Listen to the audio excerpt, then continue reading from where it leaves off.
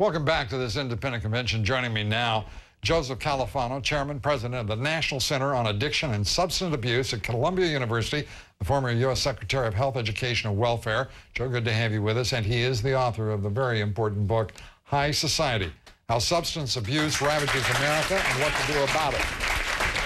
And filmmaker Rusty Fleming. He's the producer, the director, and writer of the new documentary, Drug Wars, Silver or Lead. Good to have you with us, Rusty. Thanks for being here. Let's begin by putting this in something in context. Let's show what people are using, estimates of drug use in this country. We could put those statistics up. 15 million Americans smoke marijuana. Almost 2.5 million people are using cocaine. 1 million use ecstasy and hallucinogens such as LSD and PCP. 4.5 million of our teens have used controlled prescription drugs to get high. That puts it in people terms, doesn't it? And that doesn't even include alcohol abuse, but we'll leave that for another time. And what is the cost? $230 billion is the estimate for 2006. And 25% of Medicare hospital spending, the direct result of drug use. 20% of all Medicaid hospital spending as well. It is just extraordinary. And all of that, of course, from CASA.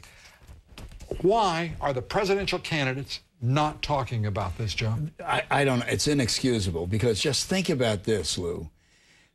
60%, 6 out of every 10 high schoolers go to schools where drugs are used, kept, and sold. What was that number again? 60% of kids going to high school, 6 out of 10, go to schools that are drug infested. Now, you know what people are thinking, Joe? They're thinking, oh no, not in our high school. This is for, this is for urban centers. This is for some, No, it's all over the country. We've looked at it. And think about this.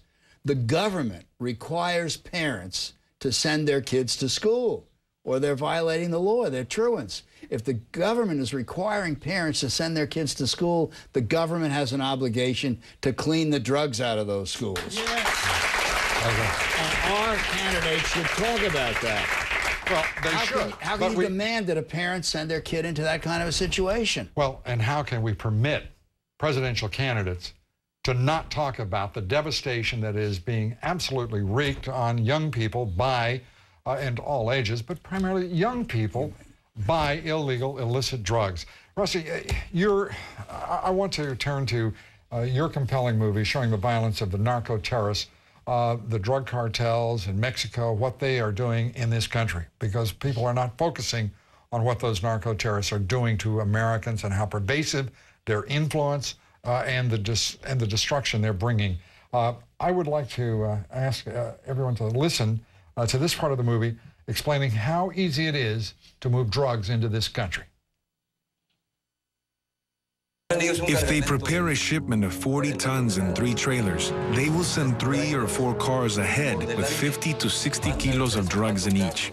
When they reach the bridge, the dogs will detect at least one of the shipments in the car. At this point, all of the police and sheriffs will focus on that vehicle. In the meantime, the traffic on the bridge must keep going. So at that point, they only have one officer trying to direct traffic. And all he is saying is, go, go, go, allowing the trailers to pass through undetected. An important documentary, an important documentation of what is happening. Most people don't realize that Mexico remains the principal source of methamphetamines, heroin, cocaine, and marijuana into the United States. And our elected officials in both parties, this president, this Congress, are doing nothing about it. They don't have a clue. They don't have a clue. It's overwhelming. And what you just saw is every day. There is a notion in this country that this fence is going to stop all this. And that couldn't be any more wrong. Number one, 80% of those drugs aren't coming through the desert or over that river. They're coming through in those trucks. And they're not coming through 50 pounds a ton. The ports of entry, the legal ports of entry, that's right. We think. Well, look, I got close enough to these guys, I can tell you they had that fence clocked before the first bucket of cement ever showed up out there. And the reality is that we have a generation of people in which we have inadequate addiction programs for our young people in our schools. We have inadequate security at those schools, as you point out. We're forcing students to go to schools in which law enforcement has failed to provide a secure environment. Educators have failed to provide a secure environment. We don't have security at our ports of entry, or our ports in this country. And why isn't there a national discussion about what we're doing to young Americans in particular? Well, there ought to be. And Lou, the impact of what's happening on that border and elsewhere, we surveyed 12 to 17-year-olds this year, okay? 5 million of them, over 20%, said they can buy marijuana within an hour in this country, and 11 million of them said they can get it in less than a day. Mm-hmm. I mean, this stuff is everywhere, and so the government has a responsibility to clean it out. So-called metropolitan sophisticates say this is not about supply, it's really about addiction. The fact is, it is about addiction, it is about supply, and for anyone not to think that we have to attack on all fronts, Rusty, is insane. You know, if it's like this, we could do so much better on the demand reduction as well as the supply reduction. But if there was one politician out there, one American, to secure that border and really secure it, this nation, as sorry as the Congress we have is today, the nation would applaud that.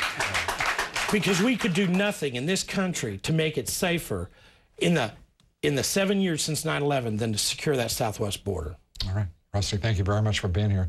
Joe, thank you, sir. Appreciate everything that you do each and every day for a lot of folks. Thank you. It's a war we can't afford to continue losing, as you gentlemen both know so well. Up next, the role of religion in this election.